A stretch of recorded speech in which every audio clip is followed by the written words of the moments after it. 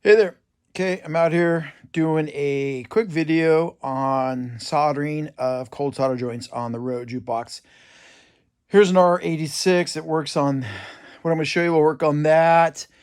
It'll work on the other, like I've got a, what is that one? An R83? I can't remember what that is. But this video will work on these jukeboxes. I have, 5 or 6 of these R models. And so I'll show you how to get the keypad out, and then I'll show you what I look for on cold cracked solder joints. All right, here is the inside of the R86 jukebox. You have your mechanism, which holds your 100 records. You'll have your amplifier down inside right there. And you have your CPU board right there, and that's one that I worked on January of 23. You have, this is your display reading board from upside down. This is your keypad here.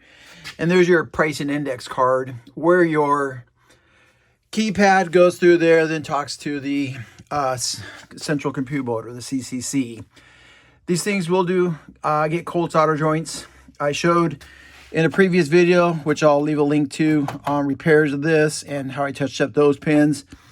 But for the keypad, you just need a 1/4-inch nut driver, undo this plug, and it'll come right out. All right, here we are with the keypad out. I take the whole thing out, take the four small 1/4-inch drive screws out. I leave the keypad attached because I've never tried to actually take one physically apart because the buttons go through, and I think there's some kind of, you have to compress them. I'm not sure. I've not tried to do it yet. But anyway, I've already done this board before. But what you're looking for is you're looking for cold solder joints, and those are going to appear, in here, or cracked solder joints also. I've shown before getting a nice bench-mounted magnifying glass so you can really look at these. So what I do is there's 2 things you can do. One, you can just come through and apply your soldering iron, heats up the joint, and apply some more fresh solder to fill it in. The other thing you do is you can use your desoldering gun, come up to a joint, go on, suck the solder off like that, so you're taking all that old solder off. Clean my tip real quick, and then come back and apply fresh solder. There it goes. And then I come back after I'm done with a Q-tip and some isopropyl, and I clean up all the flux and stuff. So that's what you're looking for on these boards. One of the things. Some people talk about spraying deoxit on their pins. I've never done deoxit. I'll use a little contact cleaner and then a little brush, and I clean my contacts that way. You can use a pencil eraser. They make a bristle brush also for cleaning pins and stuff like that. So deoxit I use on controls, push button controls, slider controls, things like that. And I use the fader lube when I'm doing actual resistor pots. Yeah, so teach their own. Never use WD-40 if anyone says that. So another way, just to make sure your buttons are making good contact, have your meter set to a continuity check. And you got to kind of touch it lightly, and we have nothing here, right?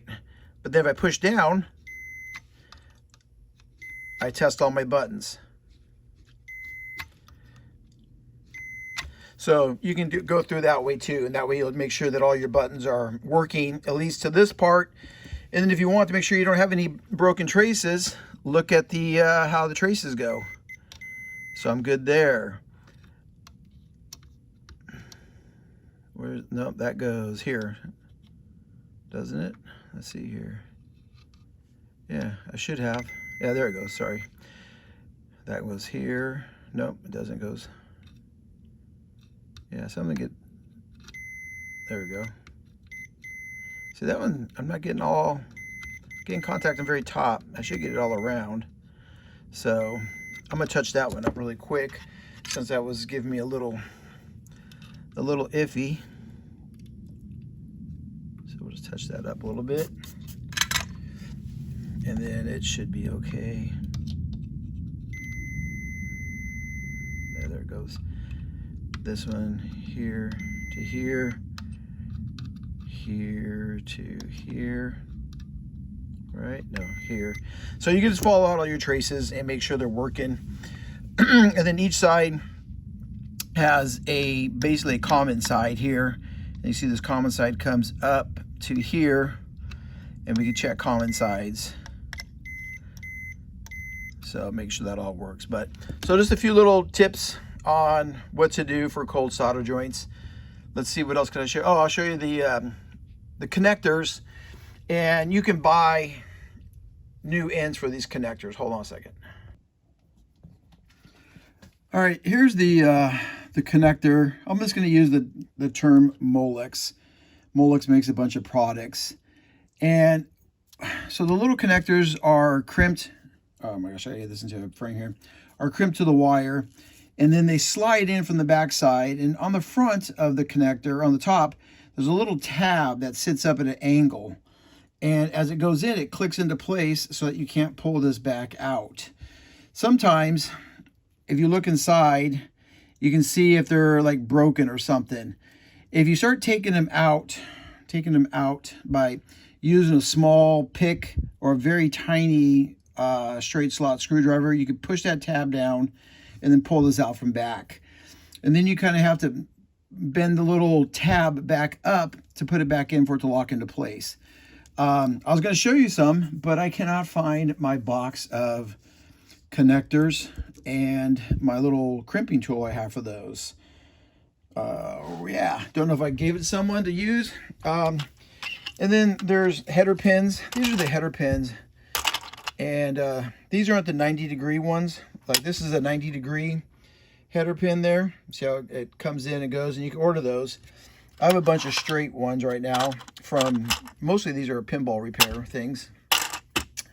I'll find a link and attach a link in the description though, where you can order header pins, the connectors, the crimping tool, and all that kind of stuff. So, all right, I hope this helps someone out on touching up solder joints on their boards. That's the first thing to look at, and then start checking those header pins or the Molex connectors, edge connectors for bad crimps. All right, let me know if you guys need some more help on something. Enjoy the music.